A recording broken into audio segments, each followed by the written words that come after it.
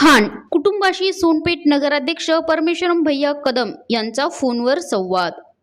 या घटनेचा तीव्र निषेध करत नगराध्यक्ष सोनपेठ परमेश्वर कदम म्हणाले, तौहीद खान यांच्या हत्येची घटना मन हिलावून टाकणारी आहे। या प्रकरणातील एकाही दोषीला सोडले जाणार नाही। आरोपींना कठोरात कठोर कायदेशीर शिक्षा व्हावी यासाठी तपास यंत्रणांनी जलद गतीने आणि सखोल चौकशी करावी। यासाठी आपण स्वतःच्या राज्याचे मंत्री तथा परभणीचे पालकमंत्री मेघना दीदी बोर्डीकर यांच्या मार्फत वरिष्ठ पातळीवर प्रयत्न तसेच पीडित कुटुंबाला शासनाकडून तातडीने भरीव आर्थिक मदत मिळावी यासाठी सर्वतोपरी प्रयत्न केले जाईल असे आश्वासित केले। न्यायासाठी लढ्यात त्याच संवादामुळे पीडित कुटुंबाला दिलासा मिळाला असून न्यायाच्या अपेक्षा अधिक बळावल्या आहेत।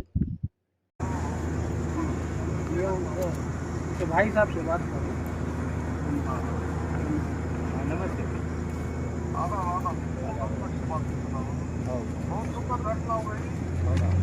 अब इस पे हम लोग आरोपी को छोड़ना नहीं दखल देना पड़ेगी। तो हम लोग क्या करेंगे, सबको बच जाएंगे। बोर्डीकर जो है ना मेघनाताई बोर्डीकर निवेदन देंगे, आरोपीला कसं कठोर शासन होईल, बरोबर आहे। खूप सजा होईल। हो नाही ते करावंच लागतं भाऊ। असं